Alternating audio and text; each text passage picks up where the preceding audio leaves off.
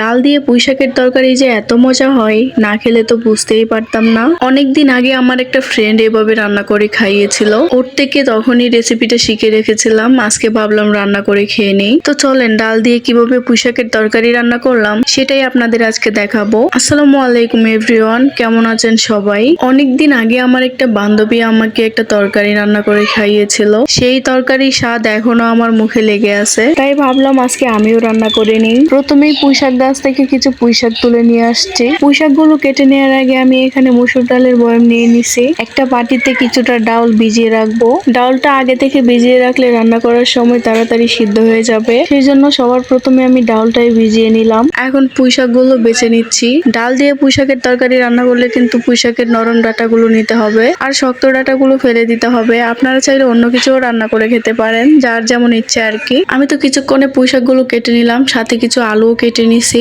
ডাল আর পুঁই শাকের সাথে আলুটা দিলে একটু মাখো মাখো হবে, তাতে তরকারিটাও খেতে অনেক মজা লাগবে। অন্যদিকে আগে থেকে যে ডালগুলো ভিজিয়ে রেখেছিলাম সেগুলো ফুলে গেছে, রান্না করার সময় সিদ্ধ হতে বেশি সময় লাগবে না। আমি ডালটা ভালোভাবে পরিষ্কার করে ধুয়ে নিয়েছি আর এর উপরে দিয়ে দিচ্ছি কিছুটা রসুন কুচি আর পেঁয়াজ কুচি, আর সবকিছু গুছিয়ে নিয়ে আমি চলে আসছি রান্নাঘরে। রান্নাটা কিন্তু আমি সকালবেলায় করেছি। আমরা গ্রামের মানুষেরা তো নাস্তার টাইমে বেশিরভাগ ভাত খেয়েই থাকি, চা পরোটা তেমন খাওয়া হয় না, খুবই কম। আমি আজকে দুইটা তরকারি রান্না করব, একটা হচ্ছে পেঁপে দিয়ে মুরগির মাংস আর হচ্ছে ডাল দিয়ে পুঁই শাকের তরকারি। আচ্ছা, আপনারা কি কখনো পেঁপে দিয়ে মুরগির মাংস রান্না করে খেয়েছেন? খাইলে কিন্তু অবশ্যই কমেন্ট করে জানাবেন। পেঁপে দিয়ে মুরগির মাংসের তরকারি কিন্তু অনেক মজা হয়। আমি তো মাংসের তরকারিটা চুলায় বসিয়ে এখানে একটা পাতিল নিয়ে নিয়েছি ডাল আর পুঁই শাকের তরকারিটা মাখিয়ে নেওয়ার জন্য। মূলত এই তরকারিটা হাতে মাখিয়ে বসালেই খেতে অনেক বেশি মজা হয়। আমি তো পাতিলে ডালগুলো দিয়ে দিছি আর হচ্ছে পেঁয়াজ রসুন কুচি, তারপর কিছুটা আদা বাটা আর রসুন বাটা দিয়েছি। আর এখন হচ্ছে একে একে গুঁড়ো মশলাগুলো দিয়ে দিচ্ছি, যেমন ধনিয়া গুঁড়া, হলুদের গুঁড়া আর মরিচের গুঁড়া। সবগুলো মশলা দিয়ে আমি হাতে ভালোভাবে মাখিয়ে নিচ্ছি।